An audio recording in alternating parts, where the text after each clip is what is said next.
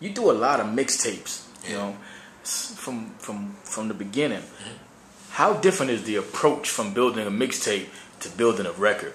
And you know, with the volume of work that you do, how do you keep the good stuff for the record? You know, everybody, oh, the mixtape is better than the album. How do you keep the good stuff for your album? I think that the craziest artist doesn't really have to do a good job differentiating. Like, you know, and we don't dwell on the record.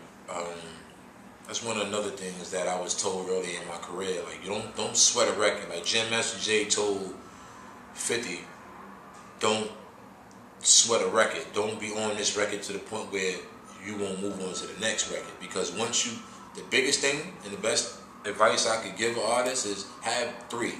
Don't have 1, because when Beamer, Benz, and Bentley drops, everybody wants to know what's next. It's never enough. You never, what you do is never enough. Just know that, you know. So I think that the biggest difference between an album and a mixtape is the fact that an album can take anywhere from 6 months to a year of preparation before it come out. You know, and a mixtape, you can speak on something immediately that's relevant. You know, it's like if Obama gets elected, I could put out a song the next day, the election, or the decision, or whatever it was, you know what I mean? And speak on it immediately. And it'll have an impact that you can't capture 6 months later, you know, when the album finally comes out into the stores, you know. So the mixtape is more about current content and freedom to do music without any barriers, any rules.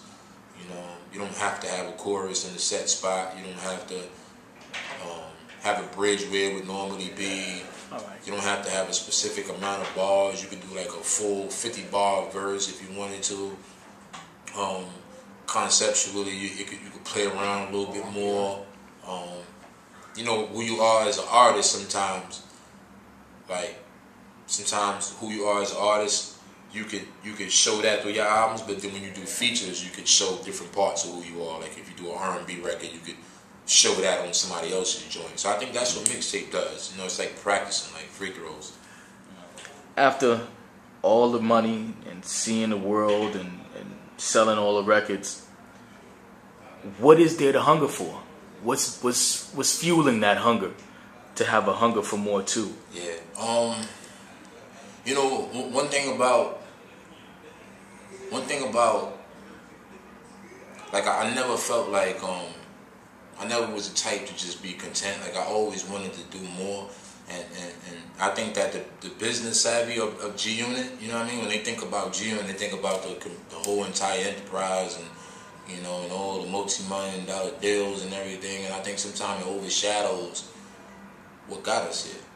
You know, I think people forget how much we love music, like regardless of the, you know, the gangster aspect or whatever. Like we'd be the first to tell you, like, you know what I mean, all that goes off. You feel me? Like when I'm in the studio all the time, like I love what it feels like to make music. I love what it feels like even more to hear people accept it and embrace it. And I don't think that that's gonna go anywhere, you know, anytime soon. You know, I think rappers are like boxers, they never know when to stop, you know, but I don't have the same desires that some artists have. Like some people don't never want to give it up. At the same time, I don't feel like you have to have 20 years in hip-hop to have a 20-year dominance, like to have something that feels like you were doing it that long, because I'm only on my 2nd album. This is my 3rd album coming out, you know, so I feel like I'm capable to put out 3, 4, 5 more albums, you know, before it's all said and done. So I'm not good until I don't have to rap. Mm-hmm. You know, this is still a job to me, and if I don't rap, my bills won't get paid. You know, so I'm definitely not wealthy, just rich. Why should the fans care about the hunger for more too? Everybody's on their second, everybody's on Cuban Links 2 and all of their part 2s. Why should the fans care? Yeah. And what part of the hunger for more are you trying to reconnect with in order to further that movement? Yeah, well, you know, you got your whole life to make your first album, you know, but, you know, the fact is you can't get it all out in 14 songs. So, you know, that was my baby, man, and I know before anybody the importance of that album. I know how big it was for me, and you know, who better to go up against but yourself, you know, and like you mentioned, you know, the Cuban Link Part 2, I brought that record also. Big shout out to Raekwon for the success he's had on that. And to do it from an independent place is a whole nother thing. So I think that you just reminding people, you know, anybody who forgot, you're reminding them. You know, people grow, your fan base grows with you. You know, the same, like, it's like, when I was 19, 20 rapping, it was people that was my age then, that's my age now. So they might step outside the box and listen to, like, you know, new artists and things like that, but it's like you got Reebok pumps on. Like, I remember, like, when I was playing ball and those were out, so it would be like, that marked time. I got on Air Force Ones, those passed the test of time. You know what I'm saying? It's not a fluke. It's not something that just came and went. And I feel like I got a concrete cult following that's always going to stick by me.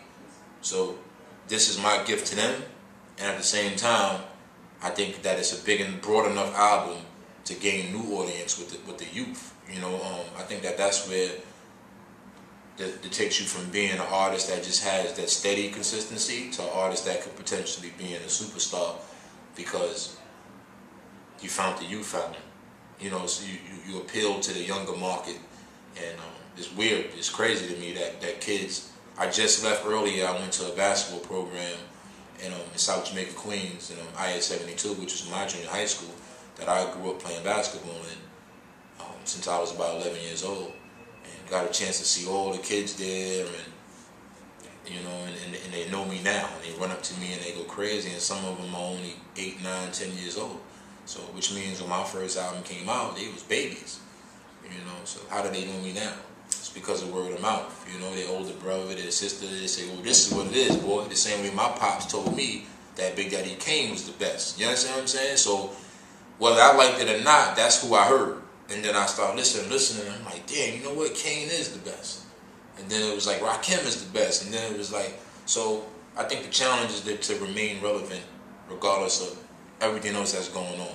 You got football season starting up again, and then you got basketball season going to be starting up in November. So all these, it's not just rap. Everybody has a job to stay relevant and have a significance of their own.